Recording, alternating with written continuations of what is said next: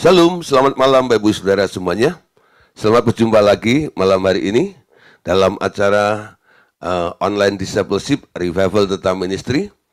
Malam hari ini tema yang akan kita bahas masih tema yang sudah kita bahas 2 kali ya sebelumnya, yaitu masih bicara tentang pikiran Taurat ya dan pikiran anugerah. Nah, Saudara, untuk malam hari ini kita akan membahas satu hal yang sangat penting ya. Ketika kita lahir baru, kita sudah tidak lagi punya pikiran Taurat ya. Sekarang kita mulai belajar berpikir secara anugerah di dalam Yesus Kristus. Pola kerajaan surga itulah yang menjadi landasan atau dasar cara berpikir kita. Amin. Nah, malam hari ini lanjutannya, bagian yang ketiga adalah kita akan bicara tentang ilusi iblis dan kebenaran Roh Kudus. Ya, Saudara, saya perhatikan banyak orang yang kena ilusi iblis. Ya, banyak orang yang kena ilusi iblis. Nah, Saudara, kadang-kadang kita perhatikan di sini ya, materinya dulu kita bahas, nanti saya akan jelaskan lebih jauh ya. Selama seseorang menyadari keberadaannya di dalam roh, ia hidup dan berpikir di dalam roh. Ia merdeka di dalam hukum roh yang menghidupkannya. Ya. Nah, iblis tak mampu mengganggu atau mengalahkannya. Itu sebabnya satu-satunya kesempatan bagi si iblis untuk mengalahkan orang percaya adalah dengan menciptakan situasi yang membuat orang percaya ini kehilangan kesadaran akan alam roh di mana ia telah dipindahkan di tempat atau ditempatkan dan kembali berpikir seperti orang dunia. Seperti seorang ilusionis atau tukang sulap, iblis menciptakan keadaan-keadaan yang amat meyakinkan bahwa Anda adalah lemah, Anda adalah seorang yang malang, Anda adalah orang yang tak berdaya dan tak berkuasa sama sekali. Ya, nah, namun firman Tuhan memberitahu yang sebenarnya bahwa Anda telah diberi kuasa. Amin. Anda telah diberi kuasa untuk menjadi anak-anak Allah. Nah, Bapak Saudara, kita lihat ya. Sebenarnya ketika orang percaya lalu pindah dalam kerajaan anaknya atau kerajaan surga itu, ya, Anda dimulai untuk berpindah cara berpikirnya. Berpikir seperti Allah berpikir, ya. Milikilah pikiran Kristus. Caranya gimana? Anda mengetahui apa saja yang telah dijanjikan oleh Bapa kepada kita dan apa yang sudah dikerjakan oleh Tuhan Yesus di dalam kehidupan kita. Untuk kita, nah disinilah kita mulai percayai. Walaupun faktanya atau kenyataannya itu mungkin belum terjadi dalam kehidupan Anda. Tapi Anda sudah ada di daerah itu. Anda tinggal menikmatinya. Ya, saya gambarkan seperti ini ya, orang yang masuk dalam kerajaan surga, semuanya sudah ada. Ya, umpama Bapak Saudara yang pagi-pagi suka ngopi, umpama gitu ya. Nah, lalu istri Anda selalu dengan setia menyediakan kopi bagi bapak ya, saudara gitu. Lalu kopinya sudah disajikan, ditaruh di meja, ya. Nah, tapi Anda belum menyentuh cangkirnya, Anda belum meminumnya. Nah, di situ, apakah Anda sudah merasakan nikmatnya kopi? Belum ya. Anda belum merasakan nikmatnya kopi itu belum, ya. Nah, tapi apakah kopinya nggak ada? Ada, sudah dibuat, sudah disediakan, sudah ada di depan Anda. Nah, Anda tinggal ambil, Anda tinggal minum, lalu mengecap, meminumnya, baru merasakan nikmatnya kopi itu. Begitu juga dengan banyaknya fasilitas yang Tuhan sudah sediakan di alam roh atau di kerajaan surga ini, sebenarnya membuat kita ini sudah komplit, apapun yang Anda butuhkan sudah ada di situ semuanya. Namun apa yang terjadi saudara? Banyak orang tidak mengalaminya. Nah, ada 2 hal saudara. Yang pertama ya, Ada orang yang nggak mengerti tentang mekanisme iman. Ya, iman itu percaya atau melihat apa yang tidak kelihatan. Ya, kemarin sudah saya singgung sedikit. Jangan Anda terus meminta-minta apa yang sudah diberikan oleh Tuhan. Amin. Apa yang sudah diberikan oleh Tuhan kepada Anda, itu Anda tinggal ambil dengan iman. Aku percaya itu terjadi di dalam kehidupan saya. Aku percaya ini adalah bagian dalam hidup saya. Nah, lalu apa? Apa yang Tuhan sajikan, apa yang Tuhan sediakan itu nanti akan Anda rasakan dan menjadi bagian di dalam kehidupan kita masing-masing. Ya. Yang kedua, saudara, kenapa banyak orang ya sudah tinggal di kerajaan surga, banyak fasilitas yang ada di situ tentang janji-janji Tuhan dan sebagainya, namun tidak menikmatinya. Alasan yang kedua ini yang akan kita bahas malam hari ini. Adanya satu oknum. Ya, adanya satu oknum yaitu si iblis. Kita percaya, kita tahu bahwa iblis sudah dikalahkan. Amin. 2000 tahun yang lalu oleh Tuhan Yesus di kayu salib.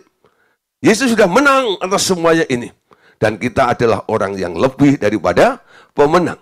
Namun, walaupun Anda sering nyanyi, kita lebih dari pemenang dan sebagainya, nyatanya Anda nggak seperti itu juga, amin. Banyak kekalahan yang Anda alami dalam hidup Anda. Kenapa, saudara? Karena iblis itu hadir kembali, ya walaupun dia sudah dikalahkan. Dia tidak bisa lagi mengalahkan Tuhan Yesus dan Anda yang ada di dalam Yesus. Satu-satunya yang dia lakukan adalah apa? Menipu kita. Ya, menipu kita. Coba kita lihat, ya, iblis itu punya julukan. Ya, Tuhan Yesus sendiri yang bilang dalam Yohanes 8 ayat 44. Coba perhatikan ayat ini. Iblislah yang menjadi bapakmu dan kamu ingin melakukan keinginan-keinginan bapakmu. Ia adalah pembunuh manusia sejak semula dan tidak hidup dalam kebenaran. Sebab di dalam dia tidak ada kebenaran. Apabila ia berkata dusta, ia berkata atas kehendaknya sendiri, sebab ia adalah pendusta dan bapak segala dusta. Nah, saudara, kita lihat di sini ya. Tuhan Yesus itu sebenarnya memberitahu kepada murid-muridnya juga kepada kita pada malam hari ini. Apa sih yang dilakukan oleh iblis? Ya. Iblis itu punya keinginan. Pertama keinginannya apa? Untuk membunuh semua manusia. Kalau bisa manusia itu dibuat sengsara semuanya. Ya. Janji Tuhan yang berkelimpahan itu supaya tidak terjadi di dalam kehidupan Anda. Yesus yang memberikan hidup di dalam Anda itu hidupnya nggak mengalir dalam kehidupan Anda. Itu keinginan-keinginan daripada si iblis. Ia adalah pembunuh manusia sejak semula. Dan tidak hidup dalam kebenaran sebab di dalam iblis tidak ada kebenaran. Ya. Apabila iblis berdusta, kata Yesus ya, ia berkata-kata dari dirinya sendiri sebab ia adalah pendusta dan bapak segala dusta. Saya kadang-kadang heran ya. Ada orang-orang kok mau sih ya datang kepada iblis. Ya, dalam tanda kutip mungkin antek-anteknya atau agennya iblis. Ya, orang-orang supranatural, paranormal yang di backup oleh kuasa si iblis ini, ya. Lalu minta nasihat kepada mereka. Umpama hari ini ya, umpama Bu Eva ini ya, dia kenal seseorang, orang itu terkenal di kampungnya atau di daerahnya Bu Eva. Dia suka bohong gitu ya. Suka menipu, ya. Buka usaha namanya Tisani. Apa itu? Tipu sana, tipu sini, ya. Nah, suka ciak. Bukan ciak nasi, tapi ciak, ya, ciak duit orang gitu ya. Ciak bisnis orang seperti gitu ya. Lah, lalu Anda apakah punya keinginan untuk minta nasihat kepada dia? Enggak bakal ya. Enggak bakal. Kenapa? Anda tahu dia itu penipu. Jangan-jangan nanti kalau nasihati saya, nasihatnya itu adalah tipuan belaka atau sebuah dusta, bukan sebuah kebenaran. Orang-orang yang datang kepada antek-antek atau agen-agennya si iblis itu, sebenarnya mereka nggak paham. Mereka datang untuk mendapatkan solusi yang sebenarnya itu hanya tipuan. Ya, itu hanya tipuan. Contohnya ya, orang pergi ke dukun. Memang dukun bisa membuat mukjizat. Namun saudara, apa yang dilakukan ya ketika orang itu meminta pertolongan kepada dukun itu, lalu dukun membuat mukjizat karena di backup oleh si iblis itu ya, mukjizat terjadi. Bahkan bisa membuat Anda kaya, membuat Anda sembuh, sehat dan sebagainya. Nah, itu terjadi, saudara. Banyak yang bisa melakukan seperti itu. Tapi ya, pasti ada syaratnya, amin. Ditolong di depan, tapi dijerat di belakang, amin. Dijerat di belakang. Ada orang yang bosan miskin, Bapak itu, lalu datang ke dukun supaya dia bisa jadi kaya. Dibikin kaya, gitu. Tapi apa yang terjadi? Setelah hari tuanya, mau mati aja susahnya setengah mati. Betul, saya pernah menemukan orang seperti itu. Lalu anaknya tanya, Pak, ini bagaimana? Lalu ketika saya datang, saya tanya Roh Kudus, ada apa dengan orang ini? Karena orang ini sudah setengah sadar, ya kayak belum koma sih, tapi sudah nggak bisa menjawab pertanyaan dengan baik seperti itu ya. Dan anak-anaknya juga tidak menjelaskan. Oleh karena itu saya ya hanya mengandalkan Roh Kudus yang mengetahui segala sesuatu. Lalu saya tanya Roh Kudus, ada apa dengan orang ini? Lalu Roh Kudus bilang, dia cari kekayaan, ya, ke iblis.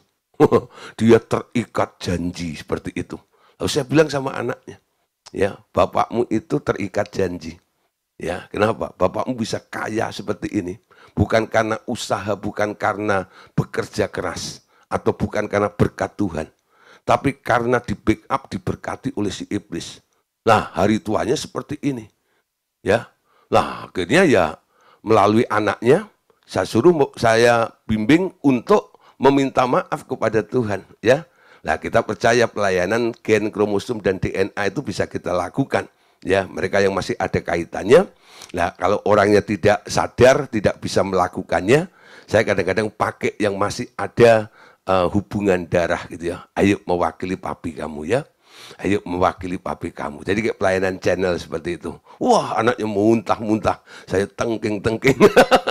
Nah, karena apa? Banyak hal yang masuk, makanya muntahnya banyak, saudara. Tapi kalau nggak banyak yang masuk atau diminum, ya, kadang-kadang kan dikasih air apa, jadi muntah-muntah gitu. Nah, jadi akhirnya saya layani. Setelah saya layani, ya saya doain, cepat matinya. Bukan saya bunuh, enggak. Tapi cepat matinya gitu ya. Saya enggak doain silahkan mati, itu tidak gitu ya. Tapi saya berdoa, saya lepaskan dari jerat ya, ikatan perjanjian dengan si iblis. Bapak ini ketipu, saudara. Ya. Bapak ini ketipu. Memang iblis itu pekerjaannya begitu. Dia pendusta, ya. Dia bapak segala dusta. Di dalam dirinya tidak ada kebenaran. Nah, saudara. Namun, banyak juga orang-orang yang kelihatannya eksis di dalam Tuhan. Berapi-api, menyala di dalam Tuhan juga. Namun, dia kadang-kadang juga hadir untuk apa? Menteror kita semuanya. Ya, apa yang dilakukan? Dia menciptakan situasi-situasi buruk terjadi di dalam diri Anda. Amin. Nah, apa yang terjadi, saudara? Nah, mungkin ada masalah-masalah yang tidak terselesaikan dalam hidup Anda, ya, ada ini dan itu dan sebagainya. Lah, dari semua situasi keadaan yang sedang Anda alami itu, iblis kadang-kadang dia berpijak dari situ dan dia ngomong dari situ. Tuh keadaanmu. Kamu itu orang paling apes di dunia. Kamu itu memang orang gagal. Kamu itu orang nggak berhasil. Ya, kamu itu orang jelek. Ya, nah, kamu itu, pokoknya hal-hal yang buruk yang sedang terjadi dalam kehidupan Anda itu sama iblis dibilang itulah dirimu, ya, itulah keadaanmu, itulah kamu. Nah, itu terus terngiang-ngiang di dalam benak Anda. Lalu Anda mulai berpikir, iya ya, aku ini memang orang yang gagal. Aku ini memang orang yang apes. Aku ini memang orang sial dan sebagainya. Aku ini orang Malang, bukan orang Surabaya ya. Orang Malang, orang paling malang di dunia. Lah saudara, ketika Anda ngikutin ya apa yang dikatakan oleh iblis seperti itu, iblis berhasil di sini. Berhasil apa? Menipu Anda. Ya. Sebenarnya fakta hidup kita itu apa? Fakta hidup kita ini adalah apa yang telah Yesus kerjakan di dalam hidup Anda. Buat apa Yesus mati untuk kita? Untuk menebus kita semuanya. Amin. Dia yang kaya rela menjadi miskin supaya kamu yang miskin menjadi kaya oleh karena kemiskinannya. Amin. Memang secara keadaan mungkin Anda masih berkekurangan. Mungkin Anda masih miskin. Tapi Anda jangan setuju dengan keadaanmu yang diucapkan oleh si iblis. Tuh, kamu miskin. Ketika si iblis ngomong seperti itu, Anda harus berdiri dengan sigap, gitu ya. Dengan tegas Anda katakan kepada si pendusta itu, siapa bilang saya miskin? Omong kosong. Yesus sudah miskin, menjadi miskin. Dia yang kaya rela menjadi miskin supaya aku tidak miskin. Aku menjadi kaya oleh karena kemiskinannya. Ya. Jadi kalau Anda ketemu dengan orang yang suka bohong, Anda harus tegas, bukan? Enggak begitu, betul? Nah, ketemu dengan iblis yang bohong seperti itu, Anda juga harus tegas. Anda harus tegas. Anda jangan lunak, Anda jangan mengikuti, ya lah, apa yang iblis katakan, walaupun faktanya, keadaannya memang seperti itu. Itu mungkin tentang keuangan atau finansial ya. Bagaimana dengan kesehatan Anda? Mungkin ya Anda sedang mengalami sakit dalam diri Anda. Alkitab bilang, oleh bilur-bilurnya, kamu sudah sembuh. Amin. Nah, ketika rasa sakit itu memuncak, Anda rasakan dalam kehidupan Anda bilang apa? Saya sakit. Amin. Kenapa Anda berkata seperti itu? Perasaan keadaan itu berbicara kepada Anda. Siapa yang berbicara sebenarnya di balik keadaan dan perasaanmu itu? Sebenarnya di balik perasaan dan kondisi Anda yang sakit itu, yang bicara sebenarnya adalah si pendusta. Ya. Buat apa Yesus rela dihajar semalam-malaman itu sampai menghasilkan bilur? Sehingga Petrus bilang, oleh bilur-bilurnya kamu sudah sembuh. Amin. Nah, saya orang sehat. Saya paling sehat di dunia. Kenapa? Saya sudah disembuhkan oleh Tuhan. Dengar iblis, kamu tidak bisa berdusta di depan saya. Tipuanmu itu tidak laku. Ya. Banyak kan orang suka nonton itu ya, nonton pemain sulap atau ilusionis itu ya. Ya.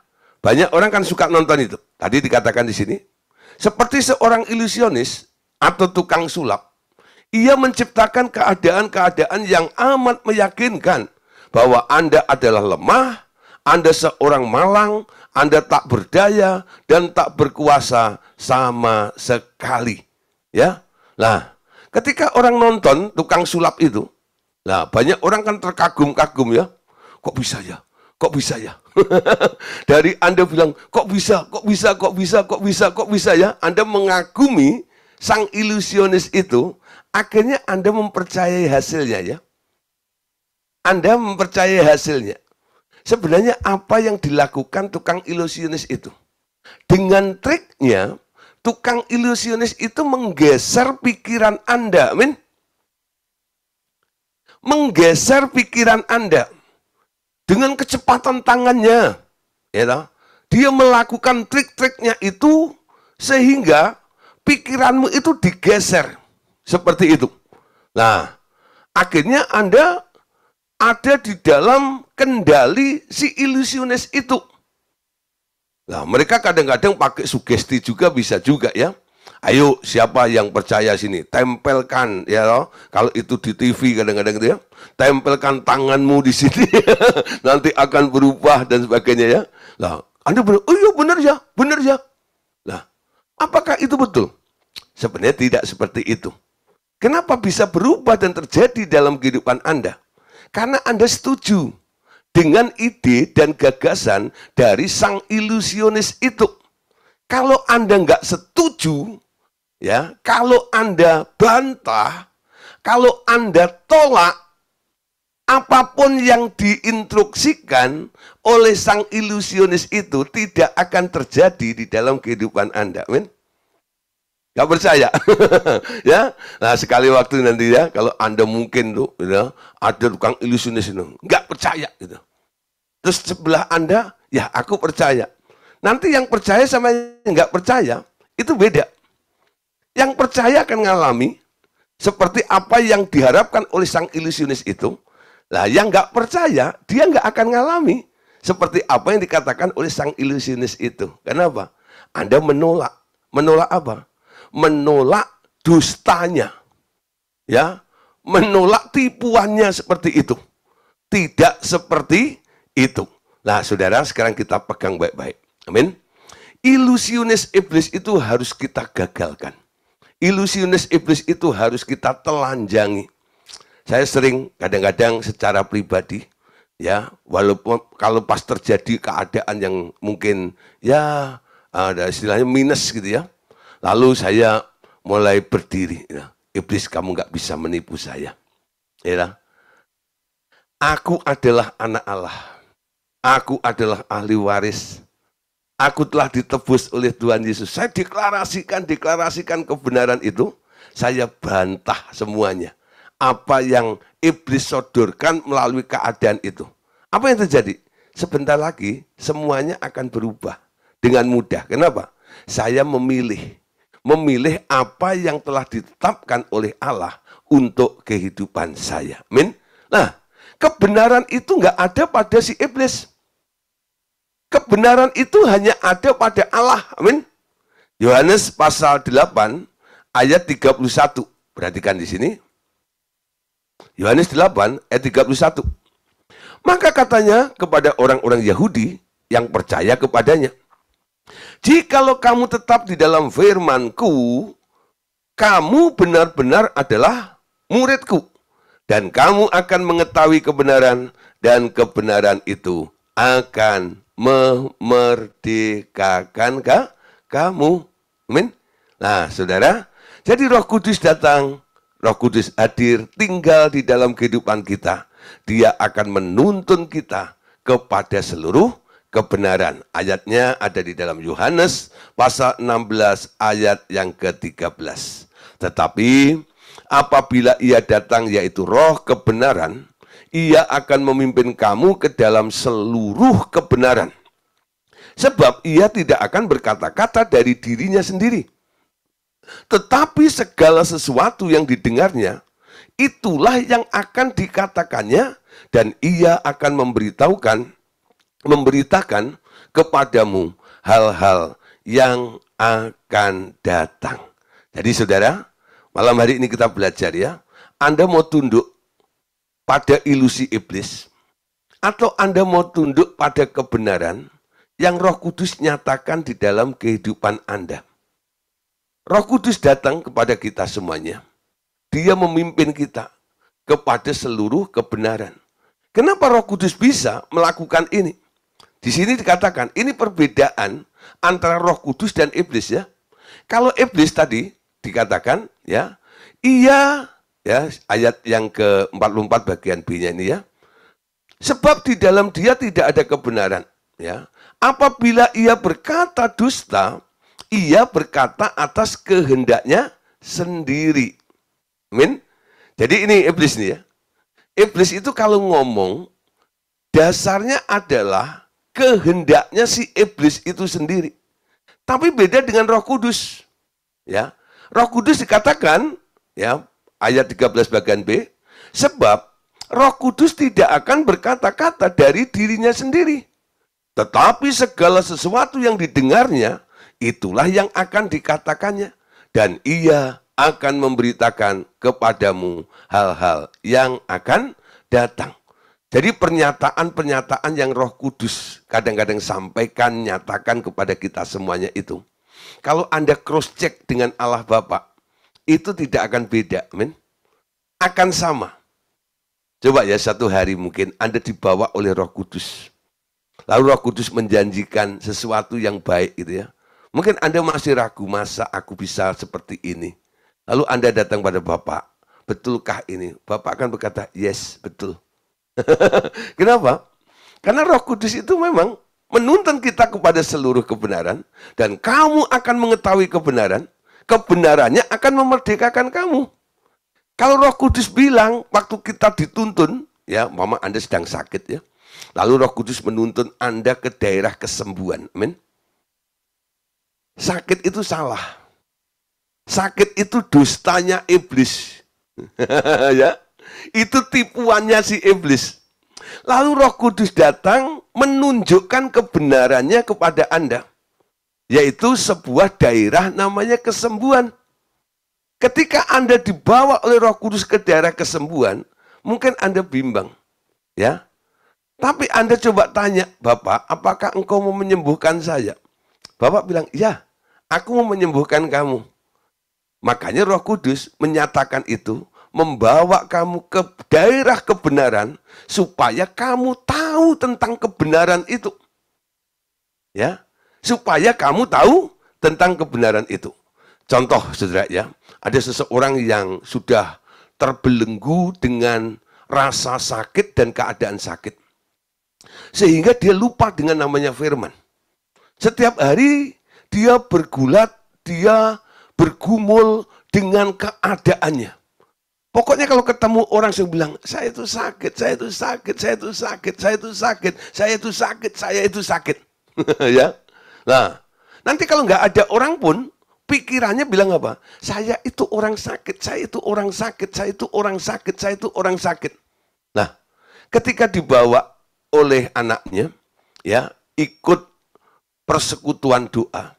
Lalu di situ diajak nyembah Tuhan. Hora baralamase, hora kanaya ralam, horinaya sekanaya ralamu, horinaya ralalalalalalalalam. Mari Roh Kudus terus turun, hadir di tengah-tengah kami di tempat ini. WL-nya ngomong begitu ya. Roh Kudus hadir semuanya, semua dilawat oleh Roh Kudus, termasuk Bapak itu.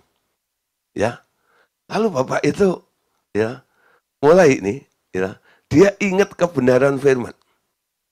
Entah itu ada yang mulai bernubuat, atau mungkin ya leaders atau pemimpin di persekutuan itu mungkin menyatakan sebuah ayat firman Tuhan yang menyatakan bahwa kesembuhan itu hak orang percaya. Ya. Nah, tapi umpama ya orang sakit nih. Lalu saya sodorin ayat nih. Ya, Pak. Bapak sakit ya? Ya. Pak, 1 Petrus ya kata bahwa oleh bilur-bilurnya Bapak sudah sembuh. Bapak percaya nggak? Ini firman Tuhan. Ya percaya. Bapak bisa nggak sembuh? Coba saudara. Kalau ditanya begitu, Bapak bisa nggak sembuh? Karena ada firman ini. Bisa nggak? Waduh Pak, gitu. Ini memang tujuannya. Memang ini firman.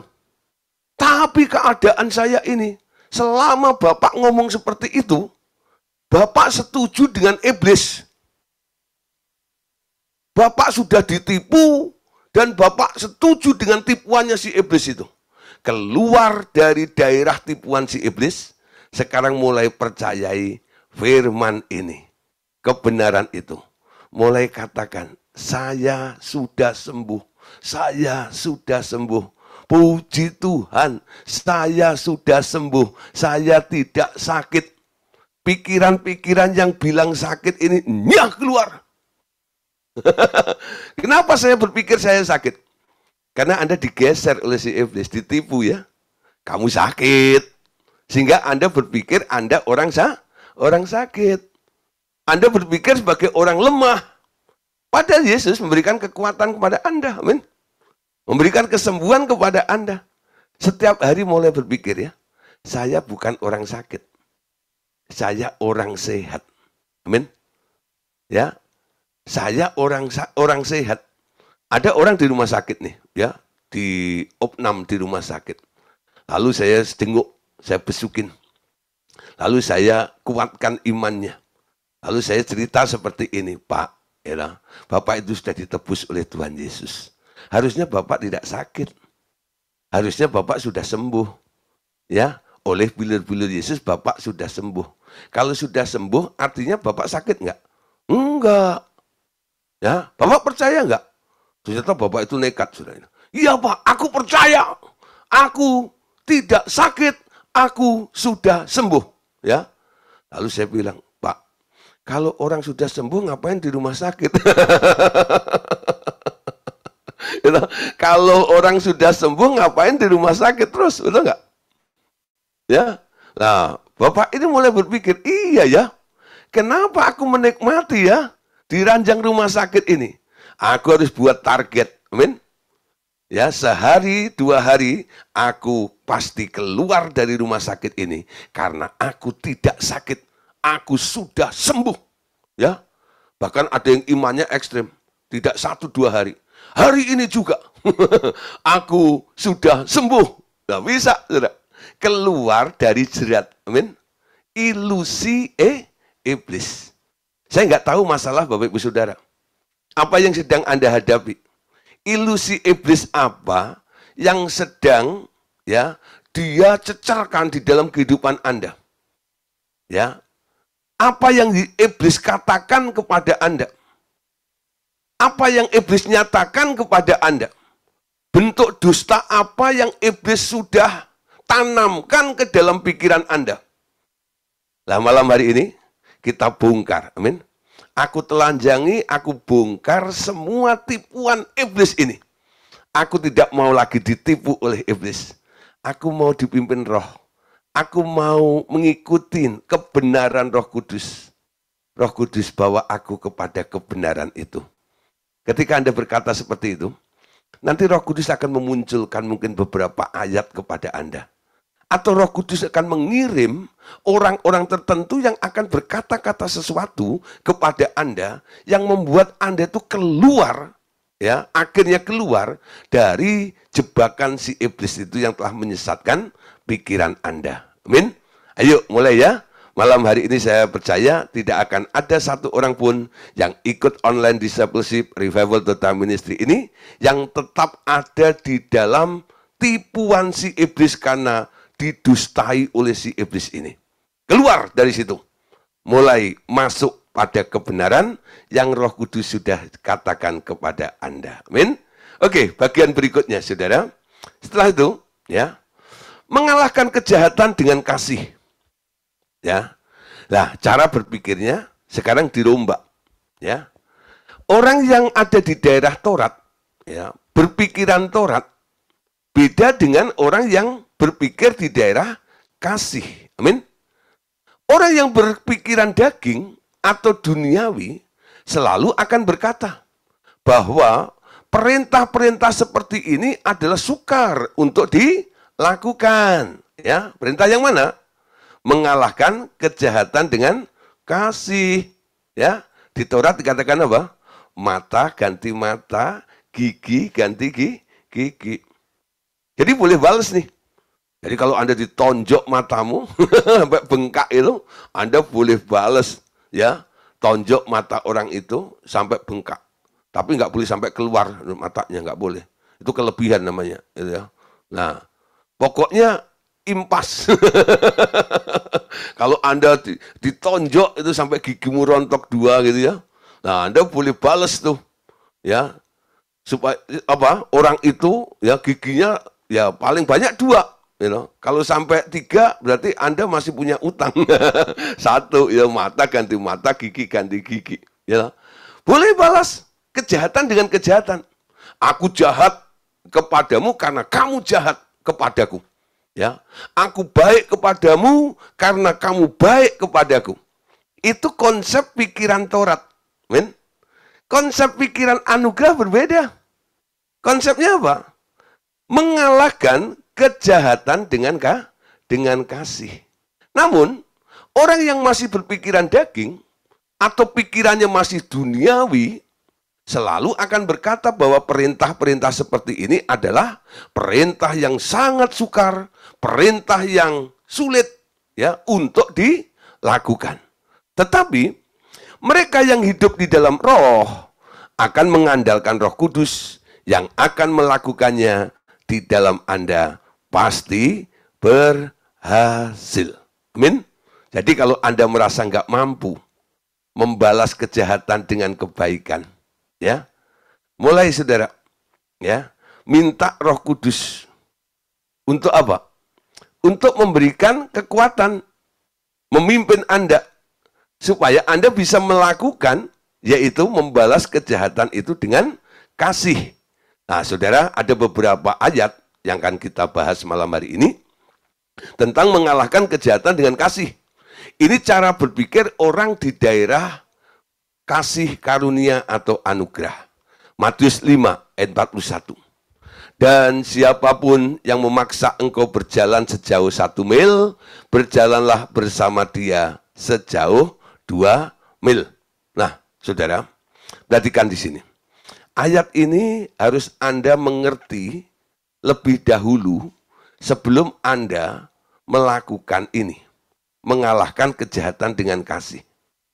Kalau Anda tidak mengerti tentang makna, arti daripada ayat ini, dan Anda belum menghidupinya atau mempersiapkan diri Anda seperti apa yang Tuhan minta seperti ini, Anda nggak bakal bisa melakukan ini. Yaitu mengalahkan kejahatan dengan kasih. Kenapa, saudara? Lihat di sini ya, Matius 5:41. Siapapun yang memaksa engkau berjalan sejauh 1 mil, berjalanlah bersama dia sejauh 2 mil. Yang diminta berapa? 1. Perhatikan ya, saya tampilkan lagi ayatnya.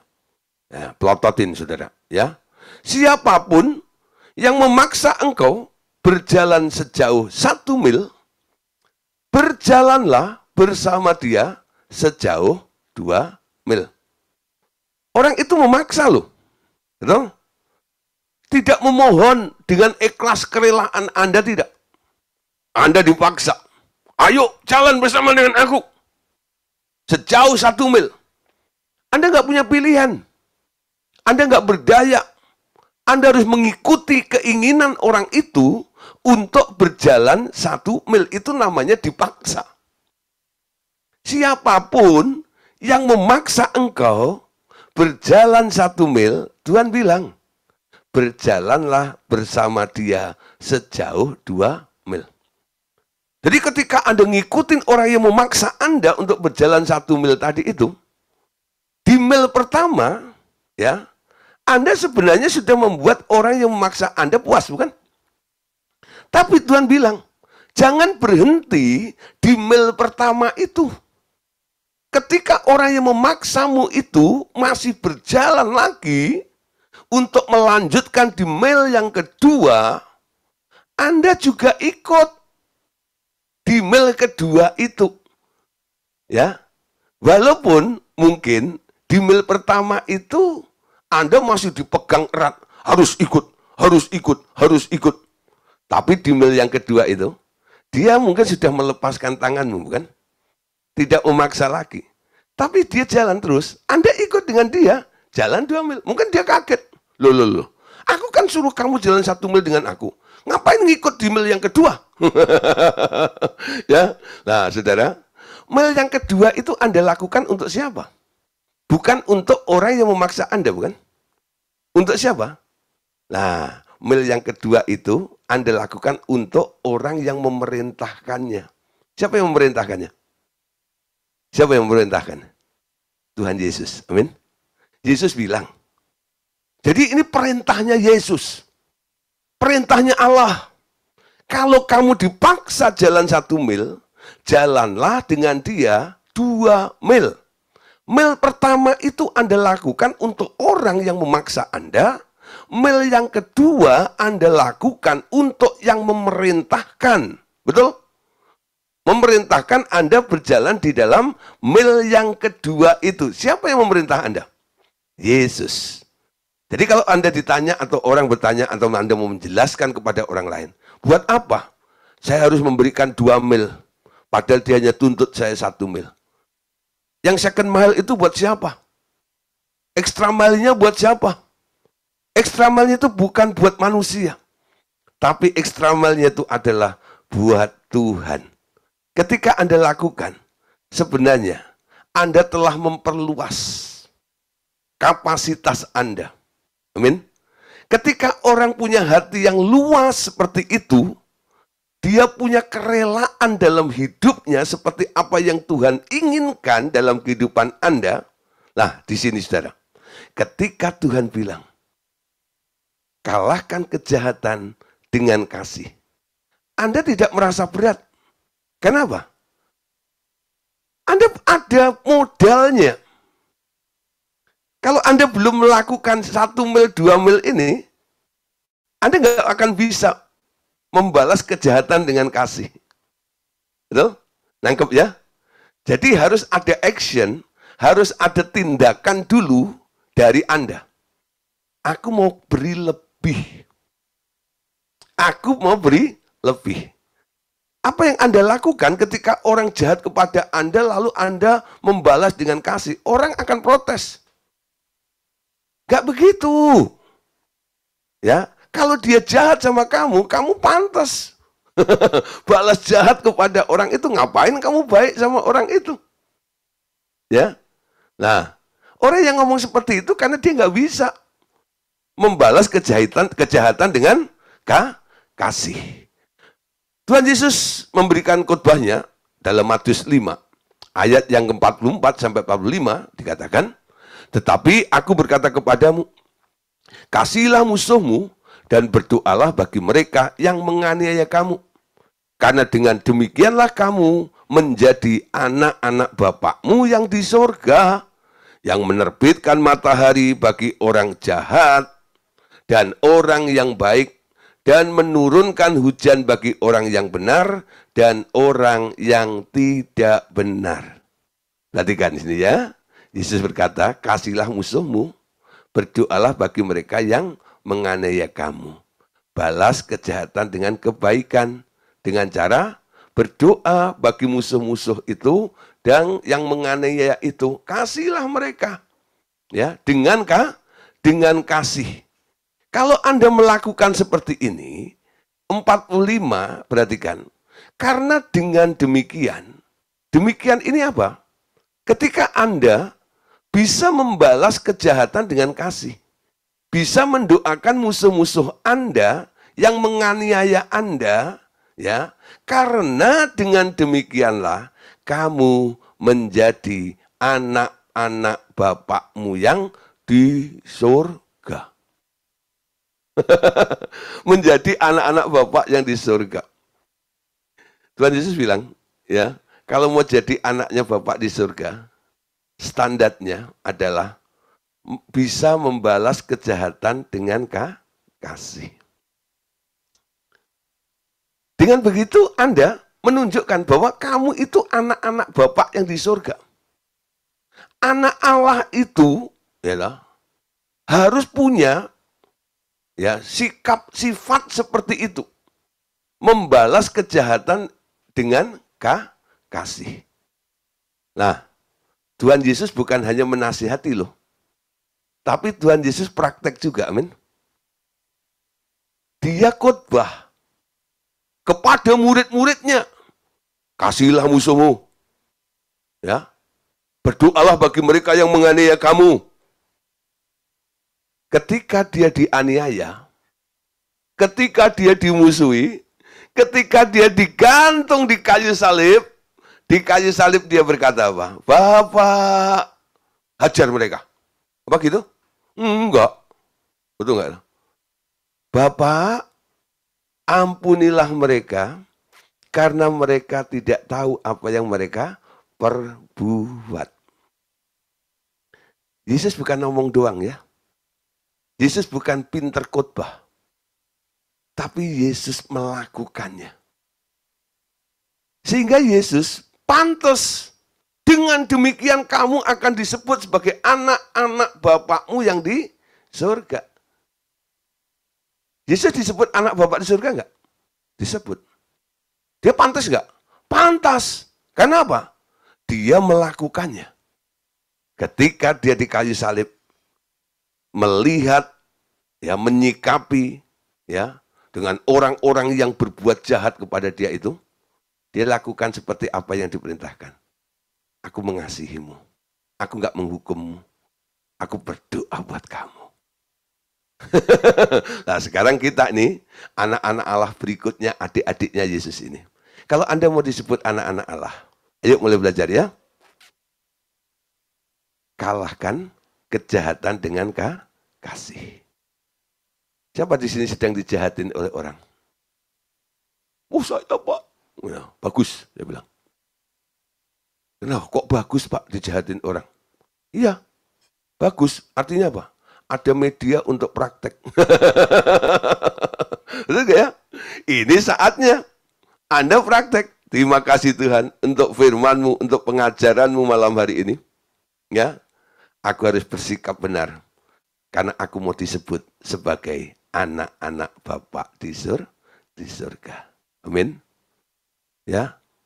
Nah, yang enggak open cam ya saya enggak lihat ngangguknya.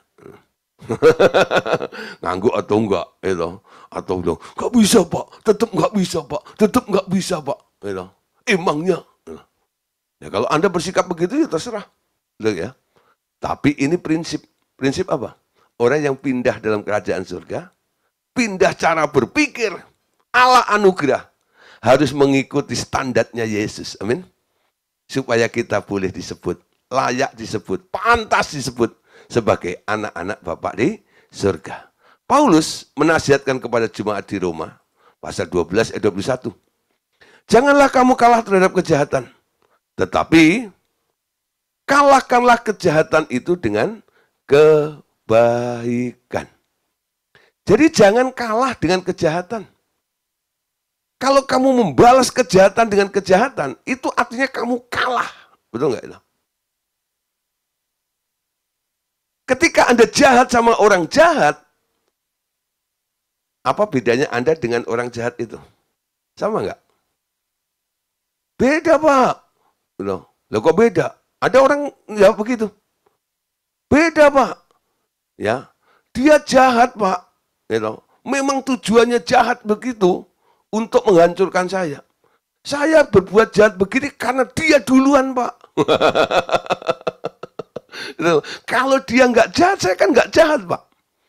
Dulu saya baik sama dia Pak. Tapi gara-gara dia jahat Pak, ya saya jadi jahat sama dia. Apapun alasannya, Anda kan jadi orang jahat, betul? Karena Anda jahat sama orang jahat itu.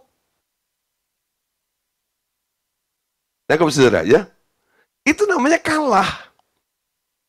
Statusmu berubah.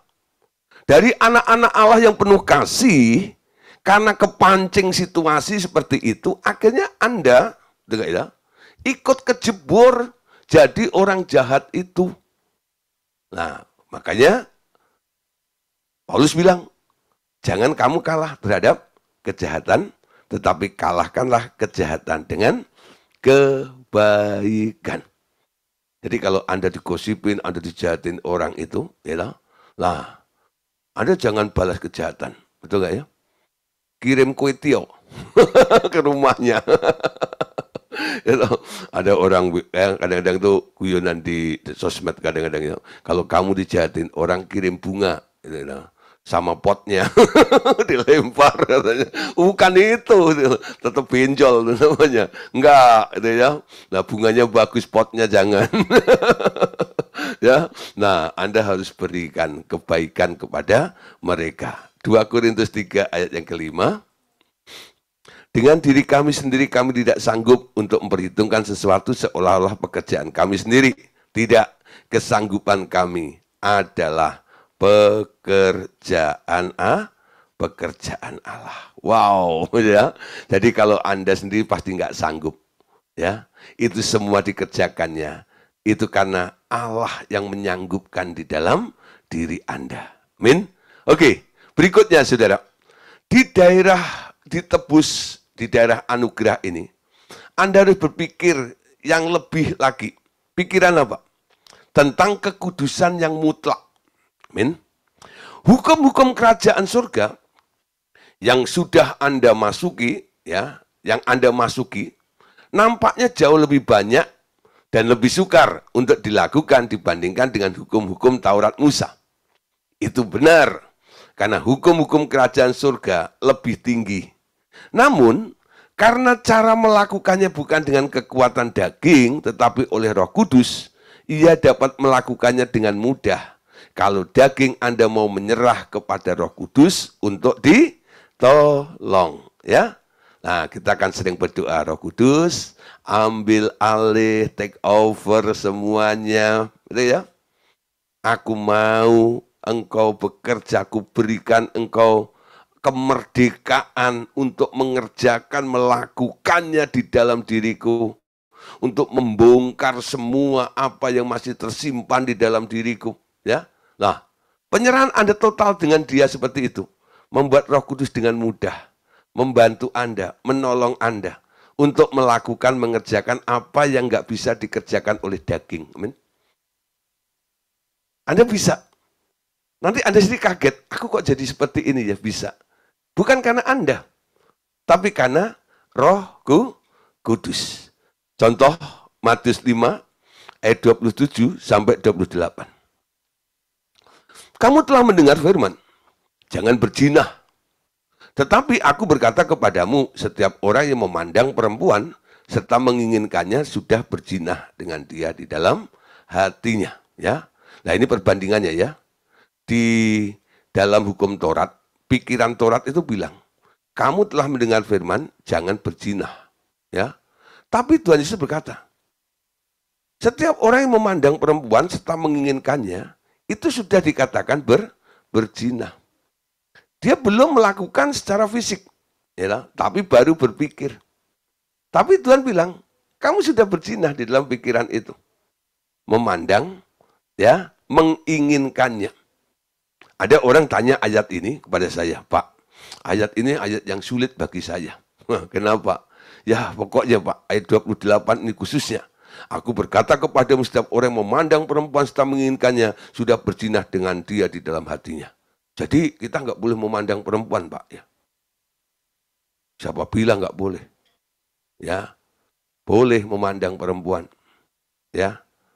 Nah, tapi nggak boleh menginginkannya. Kalau Anda sampai kepada menginginkannya, Anda sudah dipandang untuk berzina. Nah, lalu gimana Pak? Apakah saya di jalan pakai kacamata kuda? Ya nggak usah jadi kuda ya. Nah, lihat aja. Nah, kalau lihat cewek cantik gimana? Boleh nggak? Boleh. Kenapa? Ketika Anda melihat, Anda bisa berkata, Tuhan itu ajaib ya. Ciptakan makhluk begitu cantiknya. Mengagumi ciptaan Tuhan, betul? Nah, nengok pertama gitu, nggak dosa ya. Nengok kedua, kedua kali Anda tengok lagi, Anda pandang lagi, dosa nggak? Waktu nengok pertama kan nggak dosa. Nengok kedua dosa nggak? Ada yang bilang dosa, gitu ya. Nah itu, mulai pengen tuh, ya. Belum tentu, saudara. Kadang-kadang, gitu ya, dia nengok memandang kedua itu mau memastikan benar-benar perempuan atau enggak. Sekarang kan banyak ya yang cantik-cantik, nggak tahunya bukan awewe gitu ya. Nah, bisa juga loh, itu enggak loh. Makanya waktu kedua dilihat gitu, oh benar-benar cewek gitu ya, benar-benar perempuan gitu ya. Ya nggak dosa dong sampai di level itu, amin. Tapi nih kalau sudah yang ketiga, ya lihat prototin. Lalu mulai mikir, tak giniin, tak gituin. Wah, lah itu nih. Ya, lah itu yang dosa. Sudah mulai jalan otak Anda ini. Wah, gitu ya. Nah, itu yang nggak boleh. Ya. Jadi tahap pertama, tahap kedua lihat ya nggak apa-apa. Tahap pertama memang nggak sengaja lihat itu, oh ada ya. Yang kedua memastikan. Biasanya yang ketiga itu perlu dicurigai. Ya, nah saudara, perhatikan ya, ini hukumnya memandang dan menginginkannya. Tuhan sudah bilang apa? Kamu sudah dikategorikan berzina. Ya, Matius 5 ayat 32. Tetapi aku berkata kepadamu, setiap orang yang menceraikan istrinya, kecuali karena zina, ia menjadikan istrinya berzina.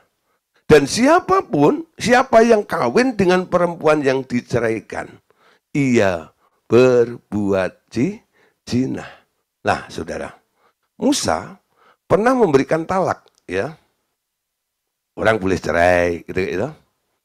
Nah, ada yang diizinkan nikah lagi dengan alasan apa dan sebagainya. Sekarang banyak tatanan-tatanan ya.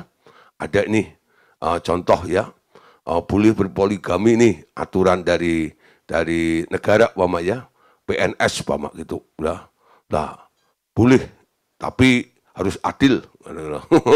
Katanya itu ya, dengan alasan harus ini, harus itu dan sebagainya. Dilegalkan, betul nggak itu? Tapi Tuhan tegas di sini. Setiap orang yang menceraikan istrinya, kecuali karena zina, ia menjadikan istrinya berzina. Dan siapa yang kawin dengan perempuan yang diceraikan, ia berbuat zina. Amin. Menceraikan. Gitu ya. Kalau orang sudah berzina, kenapa? Tuhan bilang, ya sudah. Karena sudah diambil orang kan biasanya. Itu enggak? Orang itu berzina, lalu ikut laki-laki lain segala macam. Ya terpaksa Anda pisah dong. Nangkep sudah? Sebenarnya hal cerai itu kan bukan hatinya Allah. Karena kondisinya, perempuan yang Anda miliki, istrimu itu sudah diambil orang, pergi, gitu gak ya? Nah, itu namanya Anda cerai terpaksa, bukan? Bukan Anda diizinkan cerai, tidak. Allah nggak mengizinkan cerai. Allah benci kepada perceraian, amin. Tegas Allah bilang, orang cerai itu sebenarnya dibenci Tuhan. Harus cepat bertobat. Kalau enggak, hidupnya akan sengsara. Kenapa?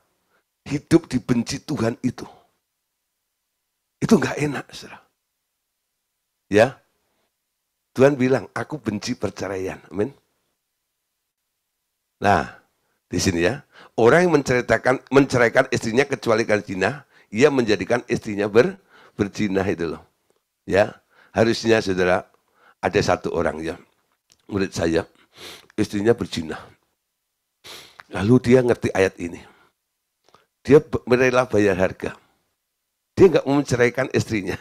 Sampai istrinya itu mengajukan ke pengadilan pun, dia bilang, dia nggak mau datang ke pengadilan, karena dia nggak mau cerai.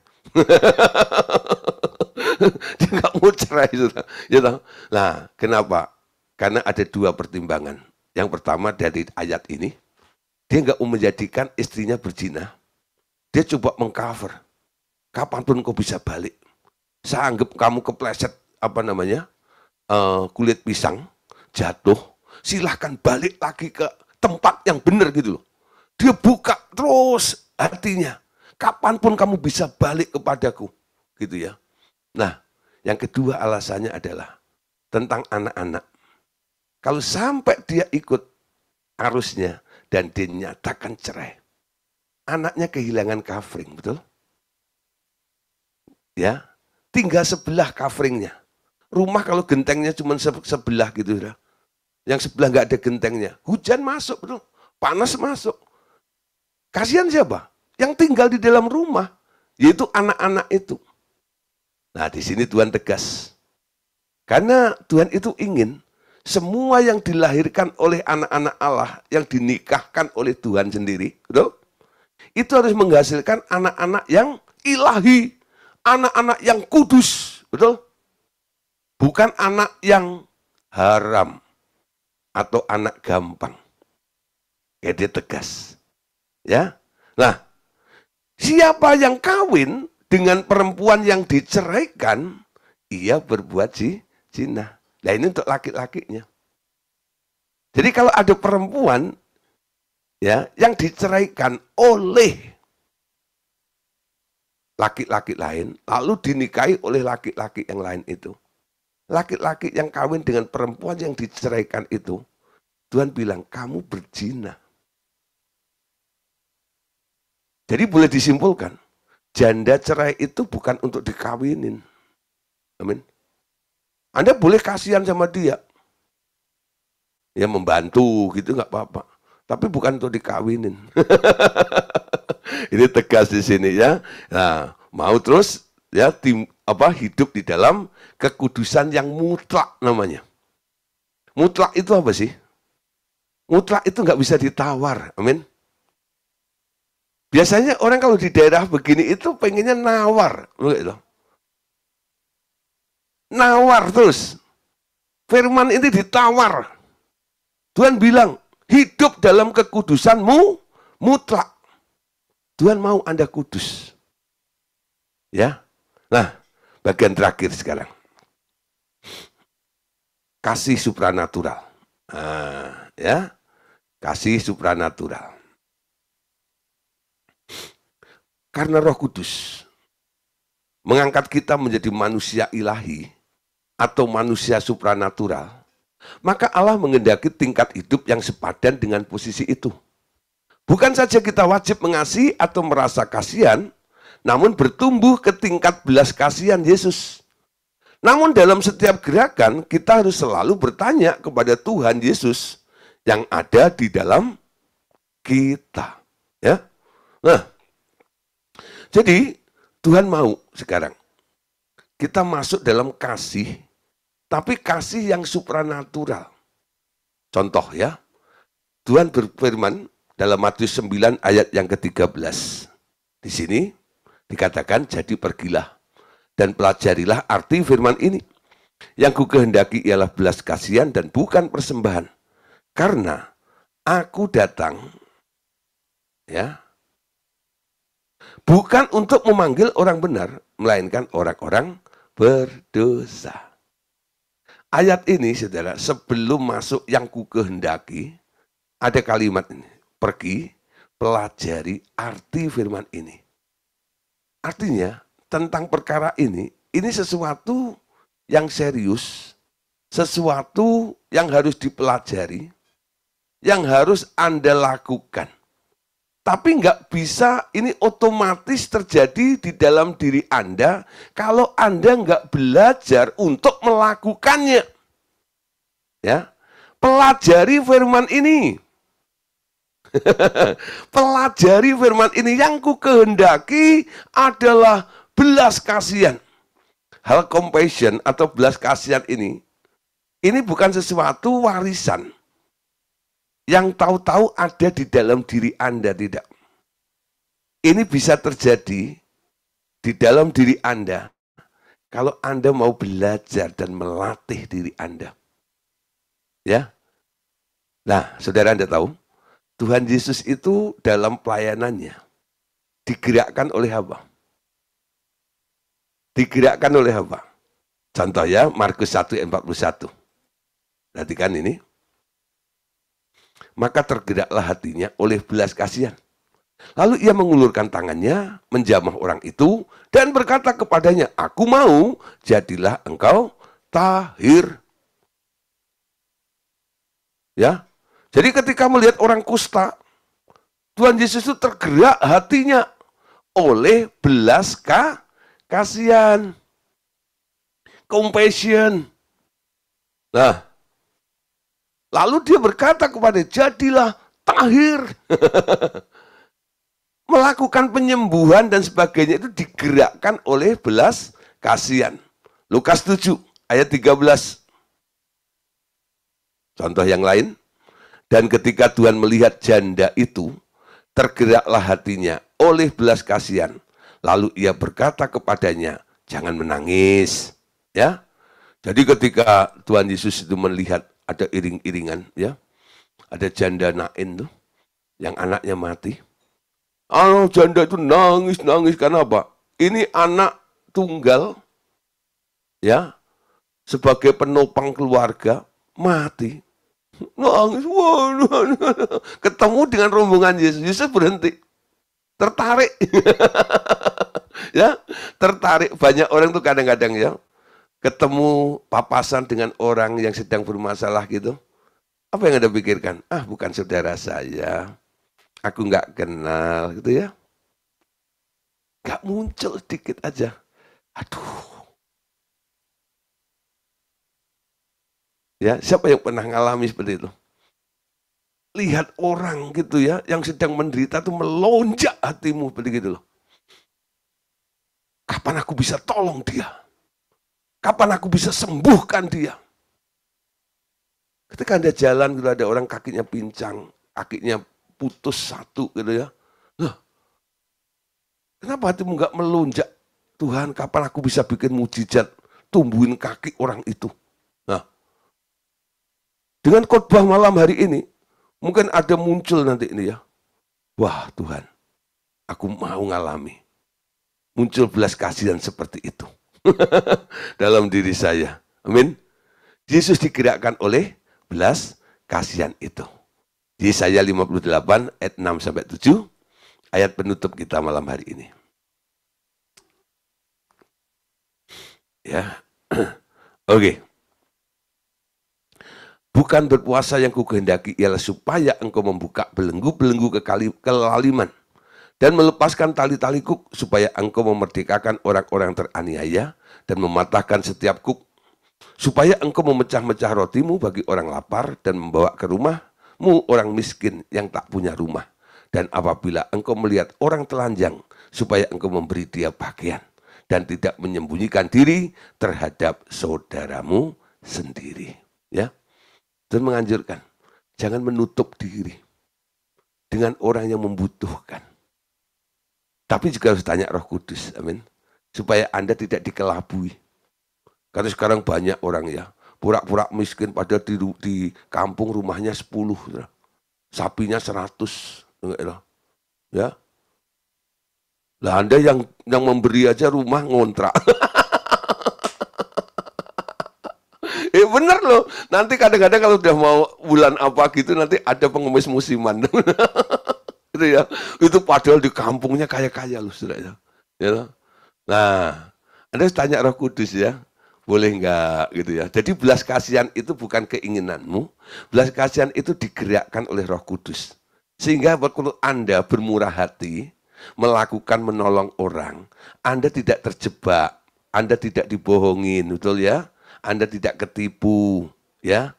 Nah, tanya Roh Kudus juga, tapi Anda harus punya hati dulu ke sana. Tuhan, aku mau tolong orang, aku mau bantu orang. Siapa yang perlu dibantu? Siapa yang perlu ditolong? Anda nurut sama Roh Kudus.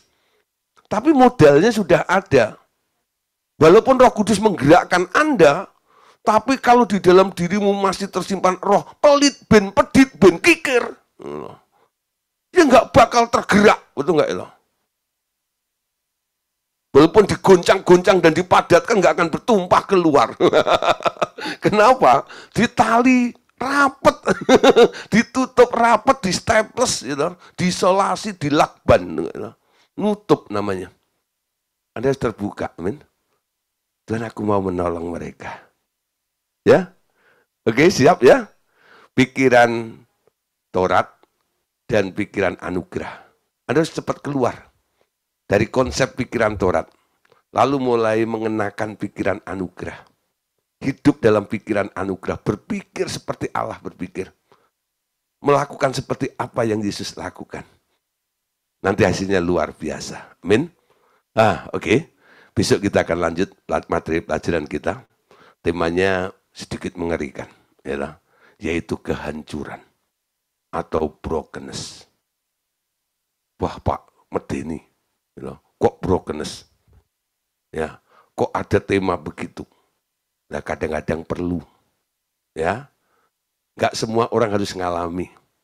Tapi itu jalan terakhir yang kadang-kadang Tuhan lakukan. Karena apa?